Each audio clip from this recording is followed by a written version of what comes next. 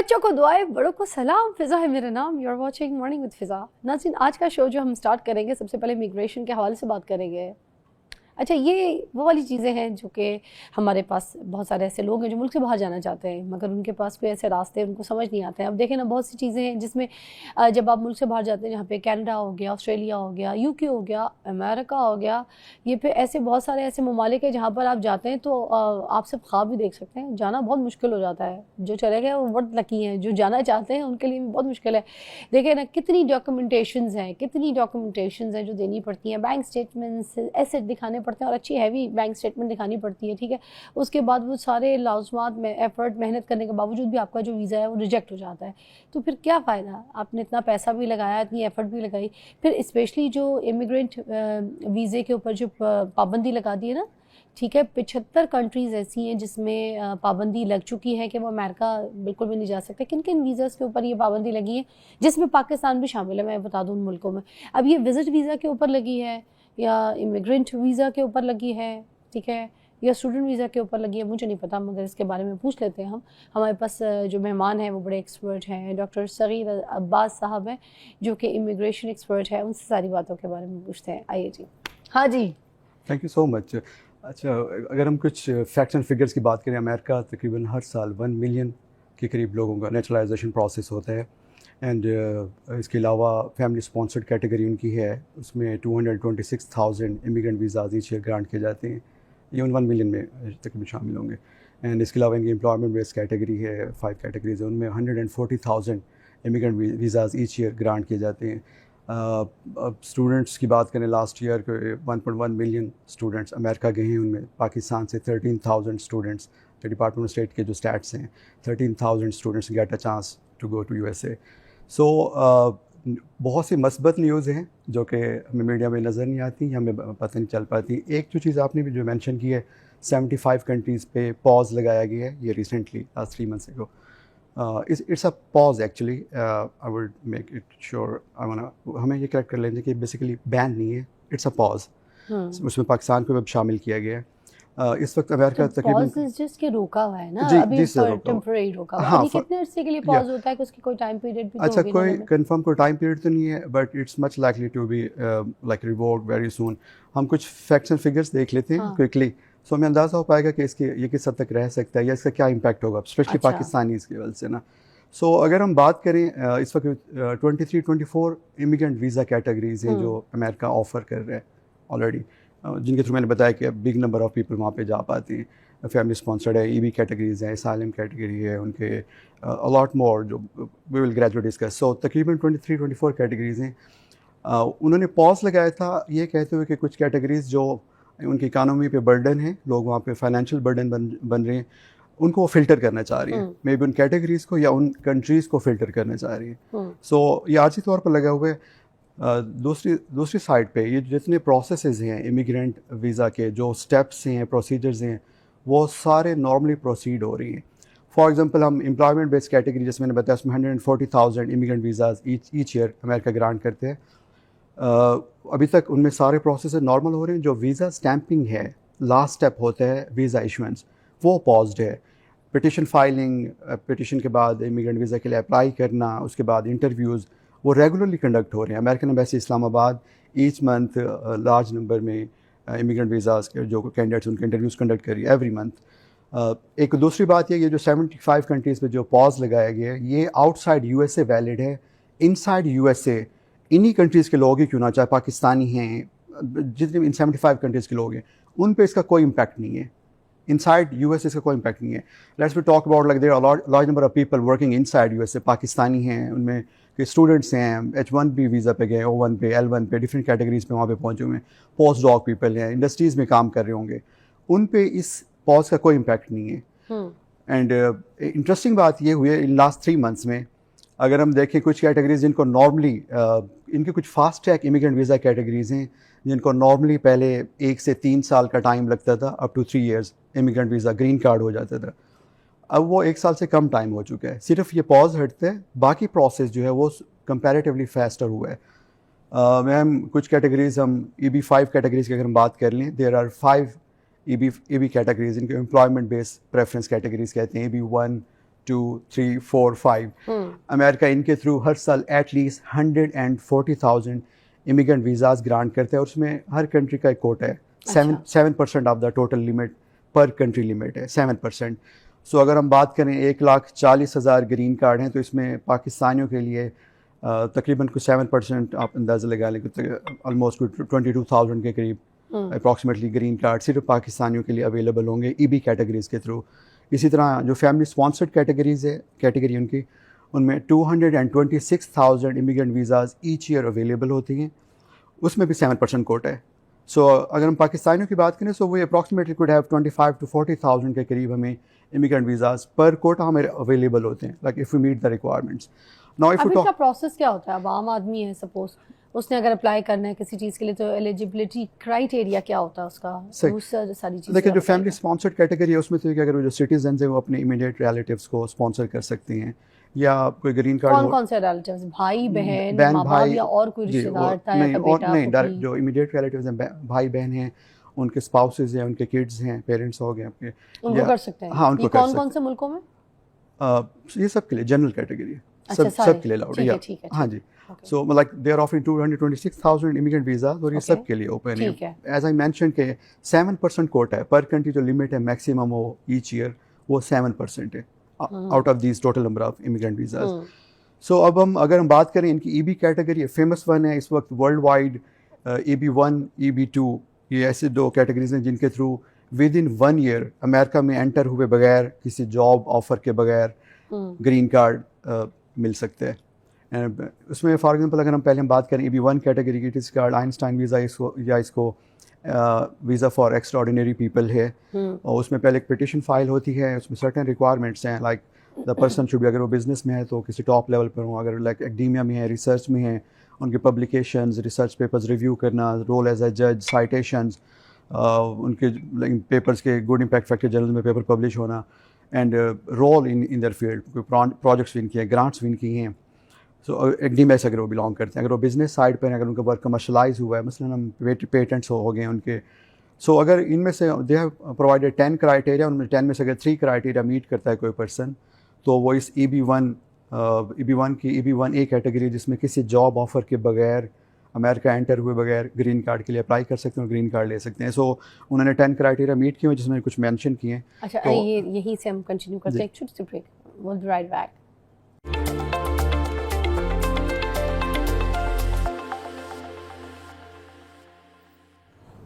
Welcome back, you watching morning with Fiza. और हम immigration के हवाले से जैसे बात कर रहे हैं, तो मोस्टली लोग देखें गलतियां करते हैं, कहाँ करते हैं अप्लाई करते वक्त, ये सवाल भी हम करना चाहेंगे ज़रूरी, ताकि जो लोग अगर कोई अप्लाई करना चाह रहे हैं और जा रहे हैं, तो फिर उनको ये अपनी गलतियों के बारे में पता हो कि वहाँ मिस्टेक ना कर लें।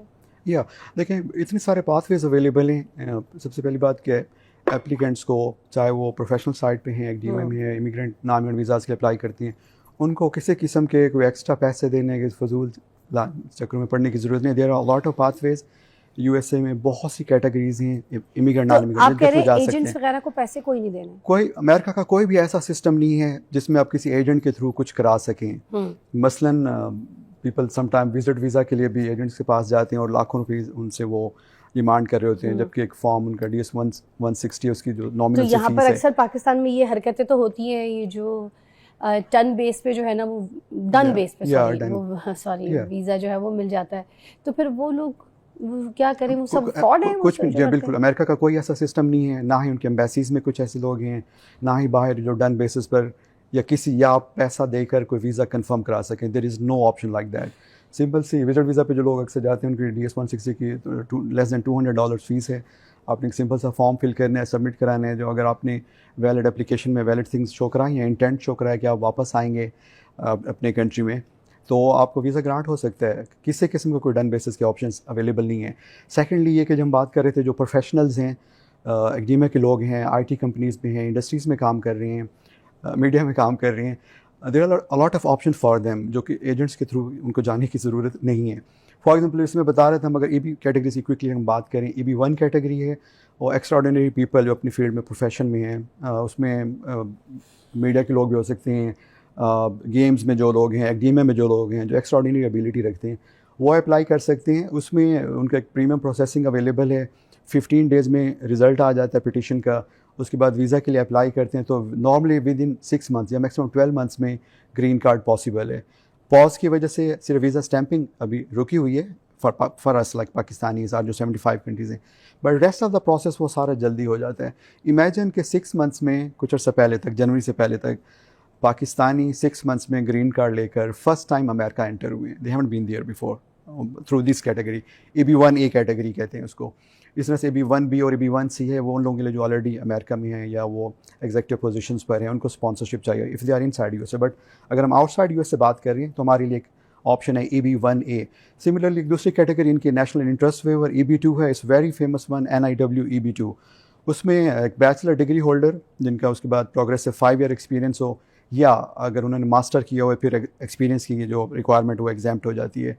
और वो अगर ये जस्टिफाई कर सकें पिटिशन में कि वो वेल पोजीशन्ड हैं कि वो अपना काम वहाँ पे कंटिन्यू कर सकते हैं और उनके काम की वहाँ पे नेशनल इंपॉर्टेंस है, सब्सटेंशियल मेरिट है, ये 2 प्रॉन्ग्स पूरे करते हैं, उसकी बेसिस पर उनकी जो जॉब ऑफर रिक्वायरमेंट जो किसी इमिग्रेंट वीज़ा के लिए किसी और के लिए ज़रूरत होती है वो वेव हो जाती है। So without entering USA, without getting any job offer, वो यहाँ से पिटिशन फाइल करके इस प्रोग्राम के थ्रू, इसमें भी जैसे मैंने बताया कि पहले इस प्रोग्राम में पहले तकरीबन 3 साल तक टाइम लग रहा था, अब रिसेंट 3 ईयर्स में इसका प्रोसेसिंग टाइम भी लेस देन 1 ईयर पे आ गया है।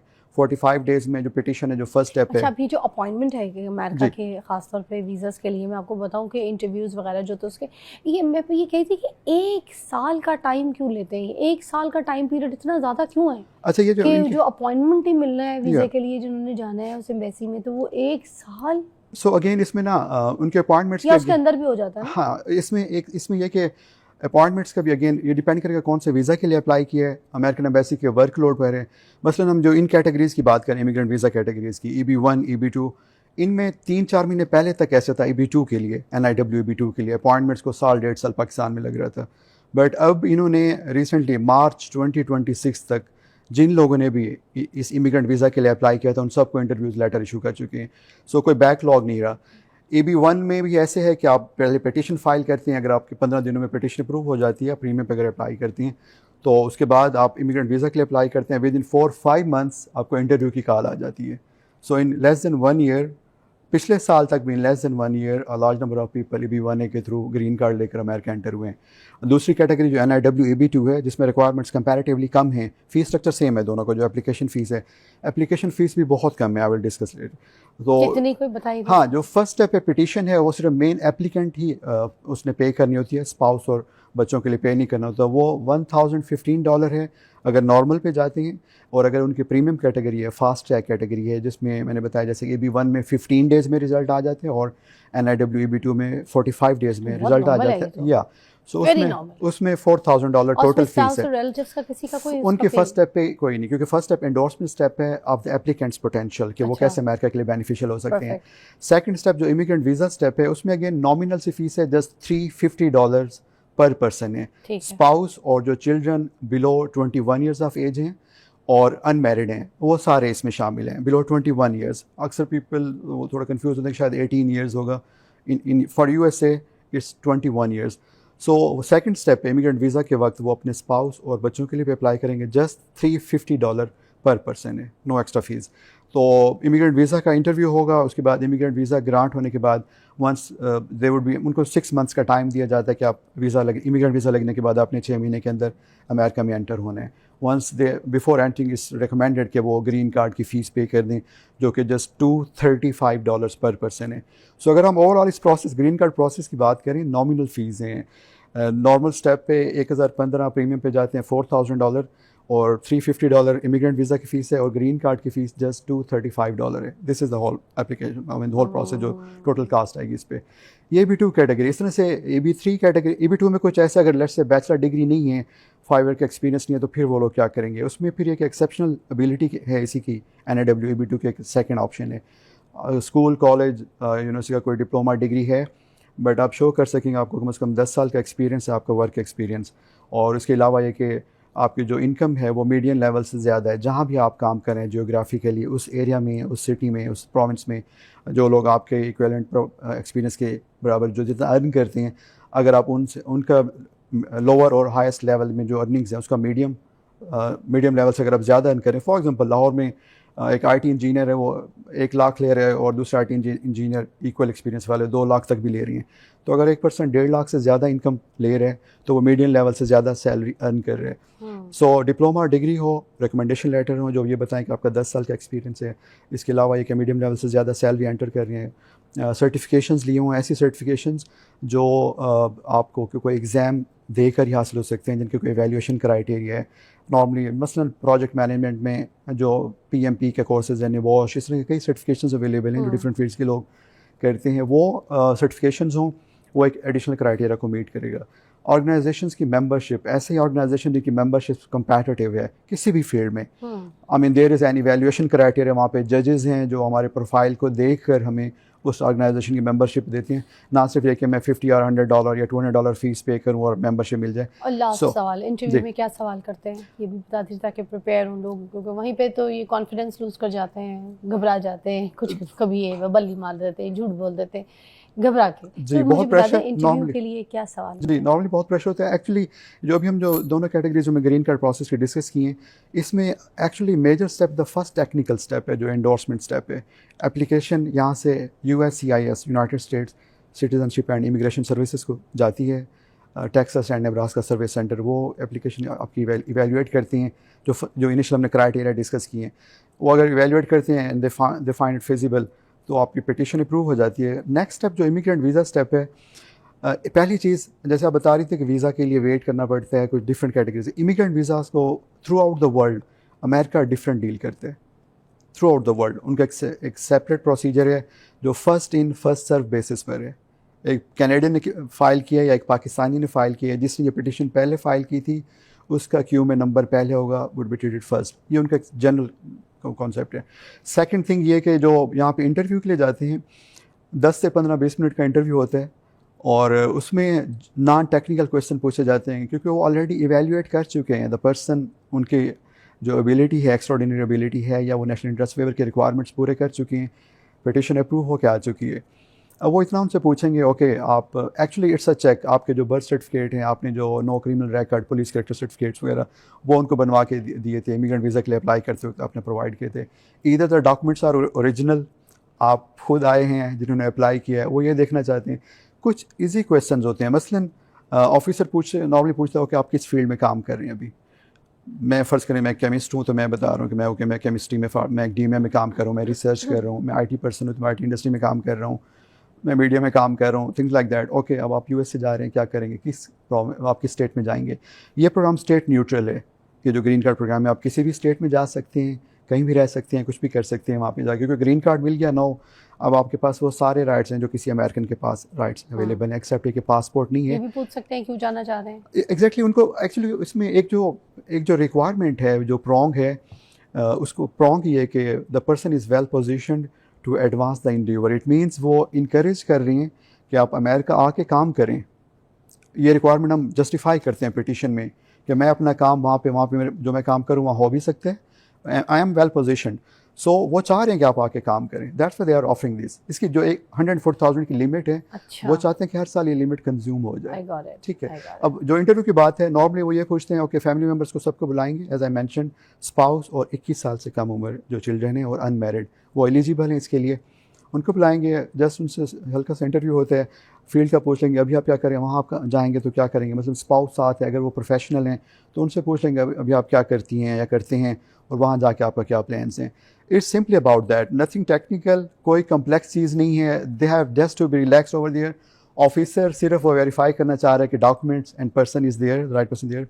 इनकरेज करते हैं, इनफैक्ट ऑफिसर्स उनको वही मुबारक दे देते हैं, ओके 10 मिनट्स में वीज़ा हो गया तो okay. Thank you so much, बहुत बहुत शुक्रिया। बहुत डिटेल में जाके आपने समझाया कि जो जहाँ के मुल्कों के अगर आप वीज़ा ट्राई कर रहे हैं तो क्या प्रोसीजर है, और दूसरा डन बेस पे अगर आपको कोई कहता है ना कि आप हमारे पास आ जाएं, हम एजेंट हैं, हम आपको लगवा के देंगे, वहीं फ्रॉड है, वहीं स्कैम हो रहा है आपके साथ, आपने वहाँ पर उनके हाथ नहीं आना। जो तरीका बताया ना, इस रील को संभाल लें।